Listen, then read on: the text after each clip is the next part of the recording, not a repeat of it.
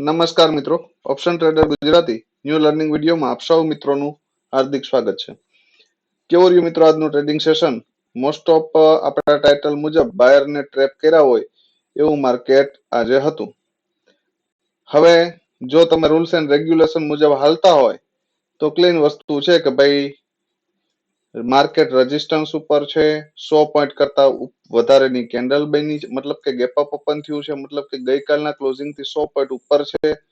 તો ક્લીન વસ્તુ છે કે આપણે 1 વે ની અંદર મોર્નિંગમાં 10 વાગ્યાની આજુબાજુ અથવા તો 9:55 પછી પુટના પ્રીમિયમમાં એક ટ્રેડ મળી શકે. બરાબર. હવે પુટના પ્રીમિયમની અંદર મોર્નિંગમાં લગભગ 10 વાગ્યાની આજુબાજુ ટ્રેડ મળ્યો અને આ જે ડાઉનફોલ આવ્યો ને, જે એક જ રેડ કેન્ડલમાં સરસ મજાની મુવમેન્ટ જોવા મળી હતી. બરાબર, જોઈ લઈએ આપણે પુટનું પ્રીમિયમ અને ત્યારબાદ કોલની અંદર ક્યાં ઓપોર્ચ્યુનિટી હતી એની પણ ચર્ચા કરીએ. સૌથી પહેલી વાત આ છે 9:50 ની આજુબાજુની કેન્ડલ, 9:55 ની. એની ઉપર આપણા લેવલની ઉપર 22 ની ઉપર ક્લોઝ કર્યો અને 37 સુધીનો હાઈ માર્યો. મેં ઘણી વખત કીધું છે કે ભાઈ કમસે 37 સુધીનું 22 વાળું પ્રીમિયમ હાઈ મારે છે એનો મતલબ છે તમારું 70% કેપિટલ ગ્રો થયું છે. તો આ એક મુવમેન્ટ તમારી પરફેક્ટ તમને મળી છે. તો આવી એક સરસ મજાની મુવમેન્ટ પણ મળી જાય તો પણ સારી વસ્તુ છે ભાઈ. બરાબર. ત્યારબાદ નિફ્ટીની અંદર આજે તમને બે પ્રશ્ન કરવા છે. એક ટ્રેડ આપણે અહીંયાથી શ્યોરિટી વાળો મળ્યો છે અને એક અહીંયાથી શ્યોરિટી વાળો મળ્યો છે.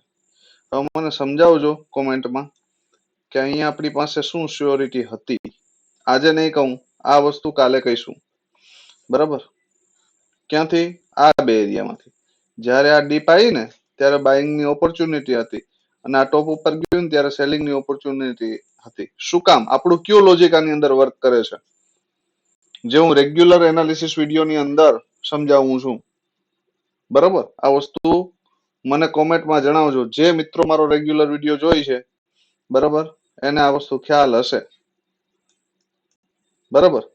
તો કોમેન્ટ કરીને કહેજો કે ભાઈ આ તમારી ટેસ્ટ છે. બરાબર. તો એક પુટનો ટ્રેડ મળ્યો છે, એક કોલનો મળ્યો છે, અને ફરી એક પુટનો મળ્યો છે. આ ત્રણ આપણા સેટઅપ મુજબના ટ્રેડ હતા. બતાવું તમને. કોલનું પ્રીમિયમ જોઈ લઈએ આપણે. બરાબર. કોલના પ્રીમિયમની અંદર આપણે ક્યાં ઓપોર્ચ્યુનિટી મળી છે. હવે માર્કેટ ગઈકાલના ક્લોઝિંગની ઉપર હતું, એનો મતલબ કે માર્કેટ ગઈકાલે પણ આ પ્રીમિયમ આપણે ક્લીન ચર્ચા થઈ હતી કે આ પ્રીમિયમ 100 120 ની નિયર બાય ઓપન થઈ જાય, નીચે આવે 72 સપોર્ટ લઈ અથવા ક્લોઝિંગ સપોર્ટ લઈ તો અહીંયાથી એક એન્ટ્રી બને. તો અહીં સરસ મજાનું સપોર્ટ લીધું છે અહીંયા. બરાબર. અને સપોર્ટ લીધા પછી ફરજિયાત લગભગ અહીંયા 20-25 પોઈન્ટ આપ્યા છે.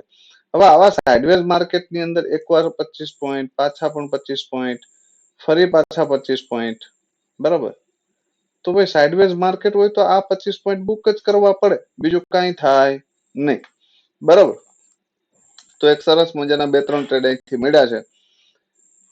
હવે જોઈ લ્યો સેન્સેક્સનું કોલનું પ્રીમિયમ કે એની અંદર શું થયું છે. તો સેન્સેક્સના કોલના પ્રીમિયમ ટોપ ઉપર ઓપન થયા, ત્યાંથી આ નિયર બાય ક્લોઝિંગ આવ્યું, અહીંયા સપોર્ટ લીધો, અહીંયાથી હાઈ સુધી ગયા, એટલે 60 થી 70 પોઈન્ટ અહીંયા પણ મળ્યા છે, અહીંયા પણ મળ્યા છે અને અહીંયા પણ મળ્યા છે.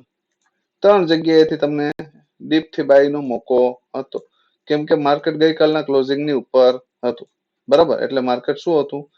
By on dip. અને ઉપરથી શું હતું? Sell on rise. રીઝન એ હતું ફર્સ્ટ 15 મિનિટની નીચે હતું. બરાબર. હવે જોઈ લ્યો કે ભાઈ આવતીકાલે શું થઈ શકે. પી નું પ્રીમિયમ જોઈ લઈએ. સેન્સેક્સ નું બાકી છે. ઓકે. સેન્સેક્સના પી ના પ્રીમિયમમાં બોટમ ઉપરથી એક સરસ મજાની ઓપોર્ચ્યુનિટી મળી 210 સુધી. ક્યાં સુધી? 210 સુધી. 150 થી 210 એટલે 60 પોઈન્ટ. ફરી પણ 150 થી લગભગ 200 તો 50 પોઈન્ટ. બરાબર. તો આવા મોકા મૂકવાના નહીં આવા સાઇડવેઝ માર્કેટમાં. ઠીક છે. તો આવતીકાલે શું થઈ શકે એના પર એક નજર નાખી લઈએ નિફ્ટીમાં. બરાબર. હવે મેન મહત્વની વસ્તુ એ છે કે ભાઈ આના માટે સ્ટ્રોંગ લેવલ ક્યાં છે? 24,903. આની ઉપર એક 15 મિનિટની કેન્ડલનું ક્લોઝિંગ આવશે તો આપણે માની લેશું માર્કેટને ઉપર પણ જવું છે. ઠીક છે, આ અપસાઇડ માટેનું લેવલ. ડાઉન સાઈડ માટે 24,815. જો આને નીચે એક કેન્ડલનું ક્લોઝિંગ આવે તો આપણે નીચે પણ માની લેશું કે માર્કેટને નીચે પણ જવું છે. યાદ રાખજો, કાલ આ રેન્જની અંદર હશે તો આ જ રીતની પરિસ્થિતિ જોવા મળી શકે. યાદ રાખવું, જ્યાં સુધી આ રેન્જનો બ્રેકઆઉટ ન થાય ત્યાં સુધી આની અંદર બહુ માથાકૂટ કરવી નહીં. અને કરવી માથાકૂટ તો ટોપ થી સેલ, બોટમ થી બાય, બે જ વસ્તુ થાય. બરાબર, આટલું ક્લિયર. 24,815 ને ડાઉન સાઈડ જો આ લેવલને બ્રેક કરે તો 24,725 સુધી આવી શકે. 24,903 ને બ્રેક કરે તો 24,960 અને પછી 25,000 નું રાઉન્ડ લેવલ. આ બે લેવલ માટે આશા રાખી શકીએ અને એનાથી ઉપર જાય તો 25,060. બરાબર, આટલું ક્લિયર. આ ઇન્ડેક્સની વાત. હવે જોઈ લો પ્રીમિયમ. પ્રીમિયમની અંદર આ પ્રીમિયમમાં એક સારામાં સારી ઓપોર્ચ્યુનિટી 25,000 નો કોલ છે ભાઈ. કયો છે?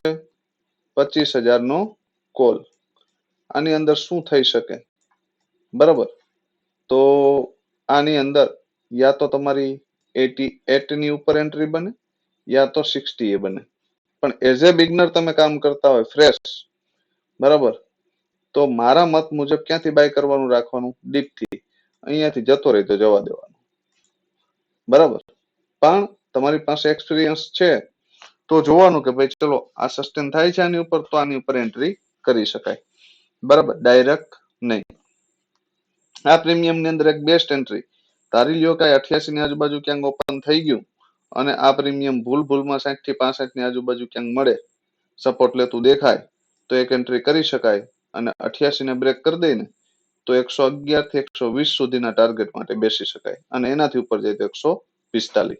બરાબર, બીજી વાત કે આ પ્રીમિયમ મોર્નિંગમાં થોડુંક માર્કેટ ગેપ ડાઉન ઓપન થયું આ પ્રીમિયમ ક્યાં આવે તો કે 46 ની આજુબાજુ. અહીંયા સપોર્ટ લેતું દેખાય તો 60 ને બ્રેક કરી દે તો 88 સુધીના ટાર્ગેટ માટે બેસી શકાય.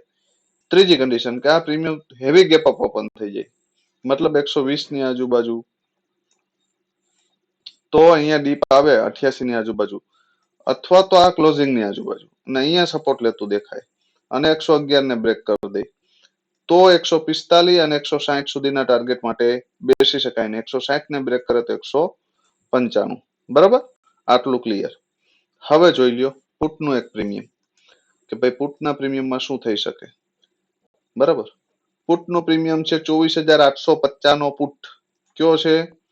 24,850 નો પુટ. બરાબર, 24,850 ના પુટ પાસે માત્ર ને માત્ર એક સપોર્ટ છે. શું છે? અને એ પણ છે 98. બરાબર, જો આની ઉપર ઓપન થાય તો જ આ પ્રીમિયમ ની અંદર કંઈક દમ છે એવું માનવું. મતલબ કે ઓપન થાય ઉપર અથવા તો નીચેથી ઓપન થઈને ફર્સ્ટ 15 મિનિટની કેન્ડલનું ક્લોઝિંગ આવે તો આપણે આને માની લેશું ભાઈ કે ચલો આમાં પણ કંઈક દમ છે. પણ આની નીચે આપણે આને માનશું નહીં. આની ઉપર જો ઓપન થાય અથવા તો ઉપર ઓપન થાય અને નીચે આવે ને અહીંયા સપોર્ટ લેતું દેખાય 98 ની આજુબાજુ તો 140 સુધીના ફર્સ્ટ ટાર્ગેટ અને જો આને બ્રેક કરી દે, બરાબર, તો 160, 180 અને 200 આ ત્રણ ટાર્ગેટ માટે બેસી શકાય. કેમાં? પુટની અંદર સારામાં સારા બ્લાસ્ટ ટાર્ગેટ મળી શકે. બરાબર, હવે ધારી લ્યો કે આ પ્રીમિયમ 160 ની આજુબાજુ ક્યાંક ઓપન થઈ જાય અને ડીપ આવે અને અહીંયાથી ઓપોર્ચ્યુનિટી મળે 140 ને બ્રેક કરી દે તો 201 અને 262 સુધી બલિદાન આપી શકાય. It's possible. પણ કેવી કન્ડિશનમાં? હેવી ગેપ અપ ઓપન થઈ જાય આ પ્રીમિયમ તો. બરાબર, ફ્લેટ ઓપન થાય, રેન્જ બનાવે અને 140 ને બ્રેક કરે. થર્ડ કન્ડિશન, ફ્લેટ ઓપન થાય, રેન્જ બનાવે અને 140 ને બ્રેક કરે તો 201 અને 262 આવી શકે. આ યાદ રાખજો. મેં તમને જે બે પ્રશ્ન કર્યા છે કે ભાઈ અહીંયાથી અને અહીંયાથી શા માટે અહીંયાથી બાઇંગ અને અહીંયાથી સેલિંગ ની ઓપોર્ચ્યુનિટી શા માટે હતી, આપણું કયું લોજિક કામ કરતું હતું, બરાબર, એ ખાસ કોમેન્ટમાં કહેવાનું ભૂલશો નહીં. બરાબર. આજે શું કર્યું છે એ કોમેન્ટમાં જણાવજો. હું આજે આખો દિવસ નો નેટવર્ક ઝોન માં હતો એટલે વધારે કોઈ અપડેટ આપવાનો પ્રયત્ન પણ કર્યો નથી, કેમ કે પોઝિશન જ નથી. તો લાઈવ સપોર્ટ વગર ટ્રેડિંગ, તમારા ટ્રેડિંગ ની અંદર કોઈ શું કહેવાય તકલીફ પડે છે કે કેમ એ પણ કોમેન્ટમાં જણાવજો. આજે પ્રોફિટ કર્યો હોય, લોસ કર્યો હોય, જે કંઈ પણ કર્યો હોય, જે તકલીફ પડી હોય એ કોમેન્ટમાં જણાવજો. આવતીકાલના વિડીયોમાં કવર કરવાનો પ્રયત્ન કરશું. બરાબર. અને વિડીયોને બને એટલો વધુમાં વધુ મિત્રો સુધી શેર કરજો, લાઈક કરજો અને ચેનલને સબસ્ક્રાઇબ ના કરી હોય તો કરી નાખજો. બરાબર. જેથી કરીને આપણા જ ભાઈઓ સુધી આ વિડીયો પહોંચે. બરાબર. કેમ કે જેટલી સબસ્ક્રાઇબ, કોમેન્ટ અને લાઈક હશે એટલો ગૂગલ છે, યુટ્યુબ છે એ વધારે ફ્લો કરશે, તો આપણા જ ભાઈઓ ઓવર ટ્રેડિંગ થી બચી શકશે. બરાબર. તો આમાં સપોર્ટ કરી અને વિડીયોને વધુમાં વધુ શેર કરજો.